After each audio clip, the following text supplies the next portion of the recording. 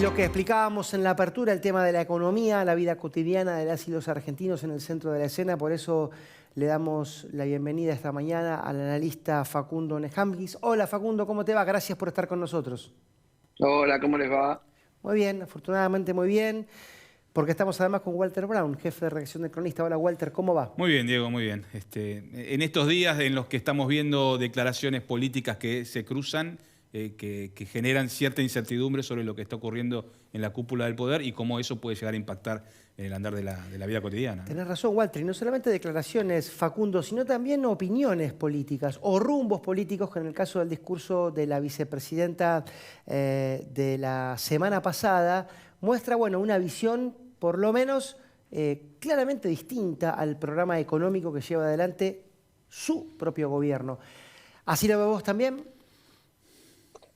Bueno, hace tiempo que nosotros venimos señalando que las diferencias entre el presidente Fernández y la vicepresidenta Cristina Kirchner no son solo diferencias de índole personal o diferencias de estilos solamente, sino que hay diferencias profundas en cuanto al rumbo que tiene que tomar el gobierno.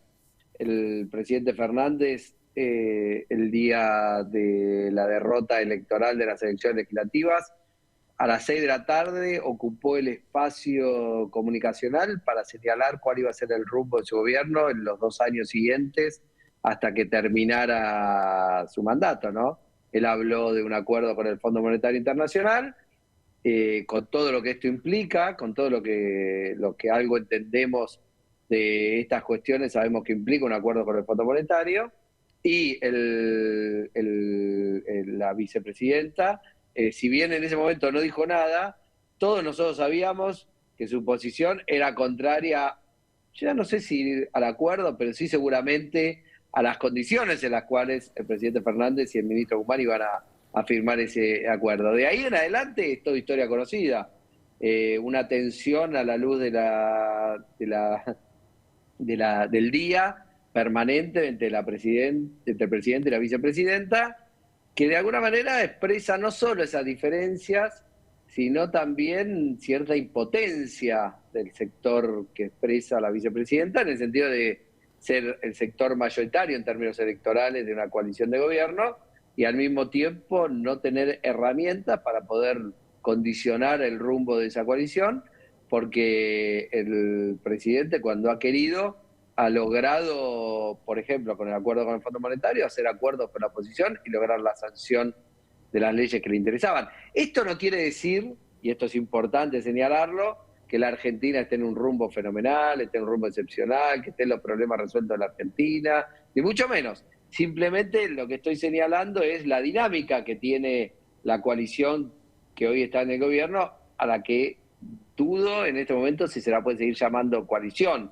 Nosotros lo que venimos sosteniendo es que el Frente de Todos, tal cual nosotros lo conocimos, no existe más, y lo que hay es, digamos, un gobierno que tiene un presidente, que es el presidente Fernández, una coalición que está en un estado crítico, y el interrogante muy fuerte de saber si este equilibrio inestable en el que se encuentran se va a poder mantener hasta el final de gobierno, uno. Dos, si el peronismo va a lograr, a pesar de esto, tener una propuesta unificada en términos electorales a finales de 2023. Me aceleré al final de la película, pero bueno, creo que una cosa va enganchada con la otra, ¿no? Claro que sí. Walter. Sí, uno recuerda que en la Argentina, en la historia democrática de la última etapa, desde el regreso de la democracia con Alfonsín hacia acá, hemos tenido circunstancias en las cuales los vicepresidentes no han podido terminar su mandato, como el caso de Chacho Álvarez integrando una coalición gobernante, otros que han terminado enfrentados, como el caso de Julio Cobos con Cristina Kirchner. ¿Hay algún antecedente de este tipo en el cual el enfrentamiento sea tan abierto en cuanto a la posición respecto de lo que se está desarrollando en el gobierno, pero que continúen dentro del ejercicio del poder? Y te pregunto, Facundo, ¿es posible llegar hasta el 2023 en estas condiciones? Bueno, en el caso de Cobos y Cristina, continúan hasta el final en una situación, yo te diría, peor que esta, ¿no? En términos de relación política. Lo que pasa es que ¿cuál era la diferencia principal? Primero, que Cristina era la presidenta y Cobos el vicepresidente, el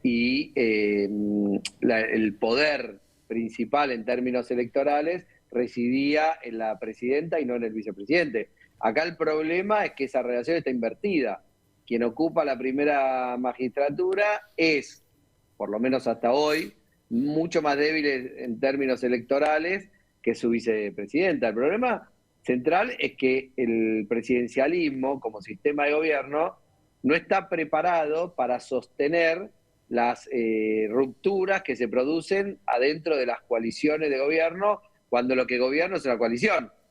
Walter, por ejemplo, en Europa, en un sistema parlamentario, una situación como esta se resuelve muy fácil. Cae el gobierno, pero eso no es visto por nadie como una anomalía, se vuelve a llamar a elecciones parlamentarias, se vuelve a formar una nueva mayoría y se vuelve a elegir un nuevo gobierno. El problema es que el presidencialismo no tiene esos resortes de esa flexibilidad como para poder resolver este tipo de diferencias. Entonces, se producen estas situaciones que a todos, como a vos, les hace preguntarse si esta situación se puede mantener así hasta el final. Y yo te diría, bueno, eso es el reino de la incertidumbre. Ahora, como equilibrio inestable puede ser que sea funcional a ambos, ¿no? Que a Cristina le convenga un rol de estar todo el tiempo marcando el rumbo equivocado que lleva adelante el gobierno, porque eso le permite, de alguna manera, reconstruir su relación con su núcleo duro en términos de denuncia de que el gobierno no está siguiendo el rumbo que ella desearía y que por eso las cosas no van bien o no van dentro de lo esperado. Y al presidente Fernández le serviría, porque de alguna manera no ve rota su coalición, por lo menos en términos explícitos, y al mismo tiempo, digamos, le permite tomar medidas diferenciadas respecto de lo que el kirchnerismo duro querría, ¿no? Entonces, desde ese momento puede haber una cierta funcionalidad. Ahora, ¿cuál es el problema? Que los procesos políticos tienen una dinámica que no siempre los políticos controlan. Los políticos creen que controlan todos los resortes de los procesos y en realidad a veces los acontecimientos toman un rumbo inesperado. Entonces, este es un equilibrio, yo digo, inestable, porque es una situación anómala y porque la situación económica además es lo suficientemente grave como para pensar que las cosas así como están deberían resolverse en algún momento. Ahora, lo que puede suceder es que algún hecho externo a la situación política que mantiene ese equilibrio entre el presidente Fernández y la vicepresidenta lo rompa. Por ejemplo, alguna situación social compleja o complicada, por ejemplo, que alguna medida del gobierno sea vista con mucho desagrado por parte de la sociedad. En fin, situaciones externas que sumen más tensión a la que solo la política hoy nos tiene acostumbrados. Facundo, y esta ruptura que se ve claramente manifiesta, ¿puede llegar a suturarse? Quiero decir, ¿puede llegar a soslayarse frente a una interna? ¿Hay espacio para que estos sectores tan opuestos hoy, desde lo concreto, no solamente de lo discursivo, puedan encolumnarse detrás de un proyecto común, reencolumnarse detrás de un proyecto común en vísperas de las elecciones del año que viene? Bueno, ahí hay varios aspectos a tener en cuenta, ¿no? La primera es si eso incluye o no incluye al presidente Fernández. La vicepresidenta lo dejó muy claro en el acto del Chaco del otro día. Ella no considera que el presidente Fernández tenga representatividad. Considera que lo eligió porque era la persona más adecuada para ese momento, era la medida más inteligente, señaló ella, para poder ganar las elecciones, encontrando una fórmula de unidad que sintetizara las diferencias dentro del peronismo. Ella, digamos, podría ver al presidente Fernández como un obstáculo para seguir en esta dinámica de coalición con el peronismo, entendiendo al peronismo como el sistema que reúne a gobernadores, intendentes, a la propia CGT, incluso a organizaciones sociales que forman parte del sistema o del ecosistema peronista, que, digamos, corriendo a un costado al presidente Fernández, podrían no ser un obstáculo para constituir una coalición con ella. Ahora, estoy seguro que si el presidente Fernández insistiese en su reelección, bueno, ahí sí la situación de tensión política con el kirchnerismo sería mucho más dura y las posibilidades de coalición serían mucho más inexplicables, para la propia vicepresidenta, después de haber denunciado durante 2, casi 3 años los errores, ineficiencias y deficiencias del gobierno, ¿no? Entonces me parece que ahí, por ese lugar, pasa el nudo de la cuestión. Por eso yo te decía al final de la primera intervención, la gran incertidumbre que queda aquí presente es si va a haber peronismo unido o no en las elecciones del 2023. Y eso no depende solo de la vicepresidenta, sino también va a depender mucho el rol que quiera tener y quiera jugar el presidente Fernández, independientemente de las condiciones en las que llegue. Porque si él tiene pretensiones reeleccionistas, bueno, creo que esto va a ser un obstáculo para pensar en un peronismo unido, ¿no? Walter.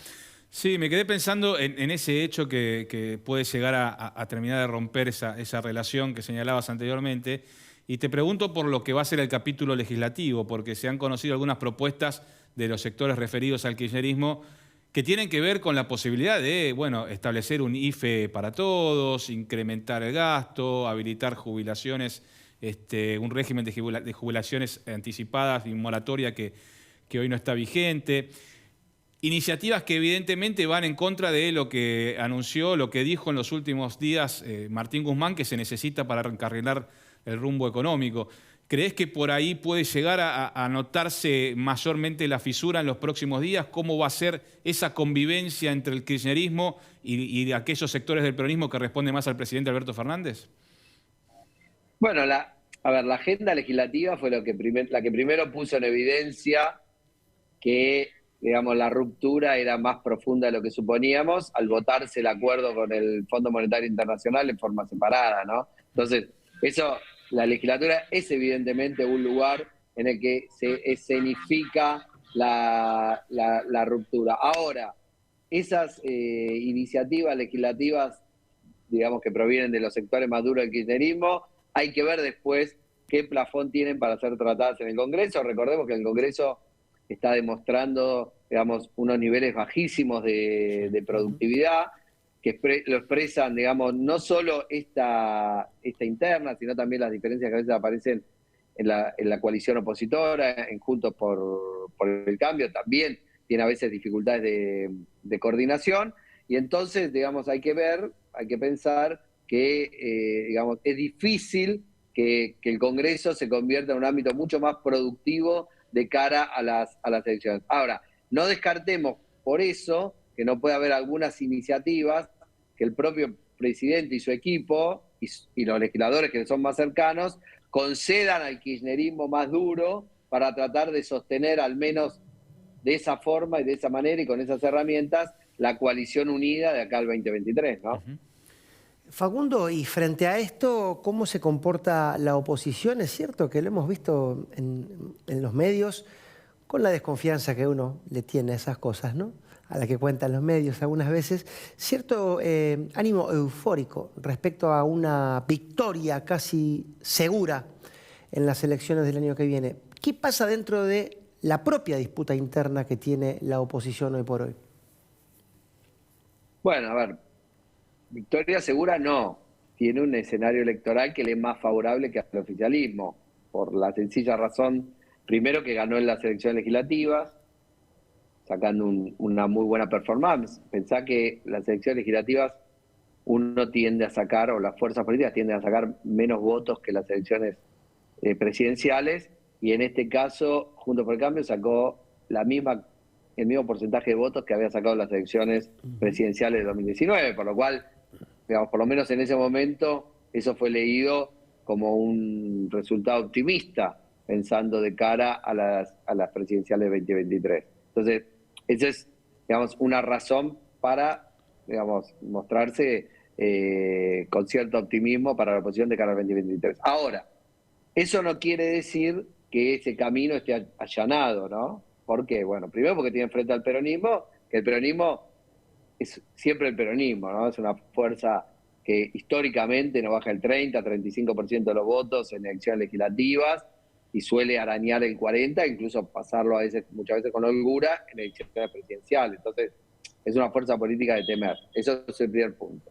Segundo punto, nosotros estamos viendo las encuestas, el nacimiento y la emergencia de una nueva fuerza política, de una nueva tercera fuerza, que emerge en el mundo opositor, que es la fuerza de los libertarios de Javier Milei, que se empezó a ver, se empezó a visualizar en las elecciones legislativas acá en Ciudad de Buenos Aires, en menor medida en la provincia de Buenos Aires, pero que hoy, digamos, tiene, me parece, un alcance territorial profundo en todo el país, ha penetrado como espacio político la geografía amplia de la Argentina, no digo en términos de estructura, sino en términos de intención de voto, que lo coloca hoy con las expectativas de ser una tercera fuerza con cierta comodidad.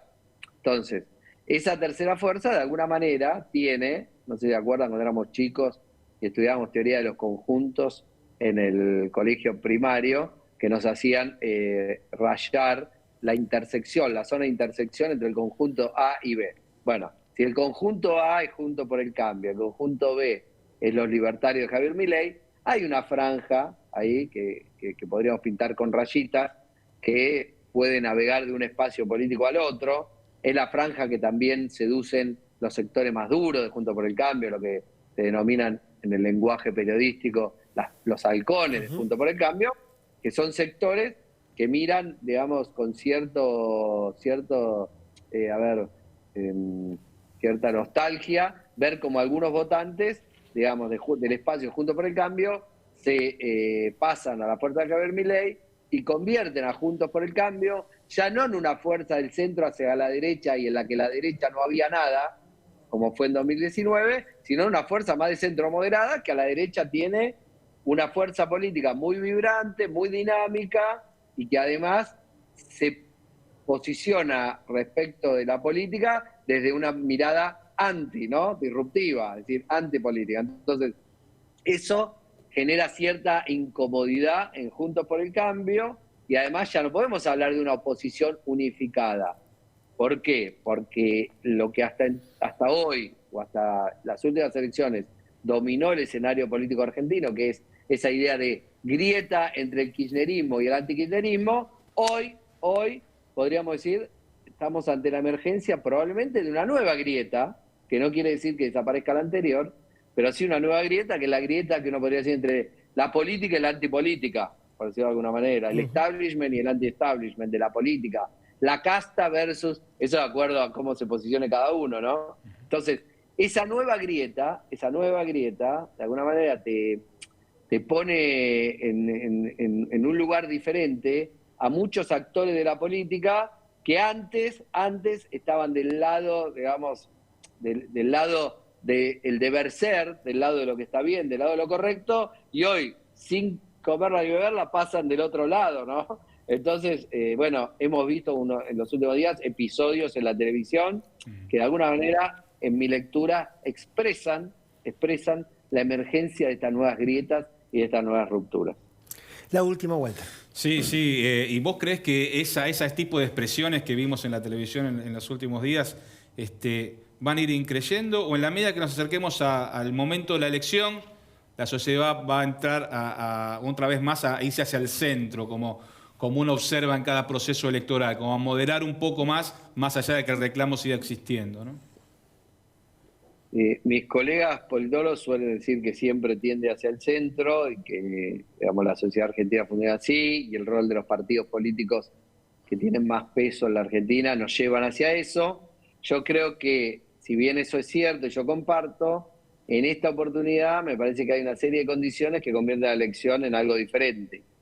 Uno, me parece que la sociedad argentina, no toda, ¿no? Una parte, está cansada o agotada del modelo de salida de la postconvertibilidad, por decirlo de alguna manera, ¿no?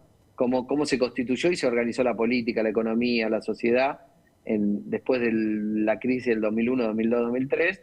Hay una parte de la sociedad argentina que está cansada de esa forma organizacional y le asigna además a esa forma organizativa y a esa distribución de recursos la culpa de la situación que estamos viviendo y de los aspectos más negativos de la situación que estamos viviendo. Entonces, eso me parece que es un hecho nuevo, un elemento disruptivo. Y después me parece que otro elemento disruptivo es los niveles altísimos de inflación que estamos viviendo, ¿no? Que convierte a una situación económica no buena, o de cierto estancamiento, o de falta de crecimiento, en una situación de mucha mayor gravedad.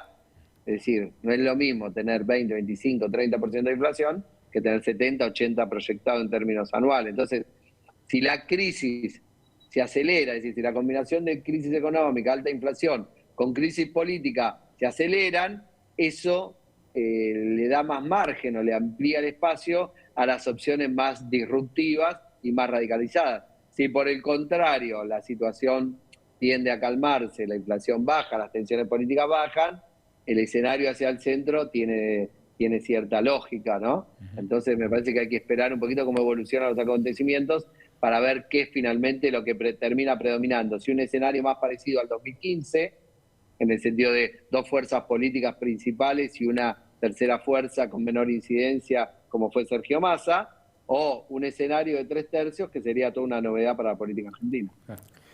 Facundo, gracias por gracias estar con nosotros esta mañana. Muy gentil. Walter, gracias. También, como cada martes. Y ustedes, gracias por estar allí.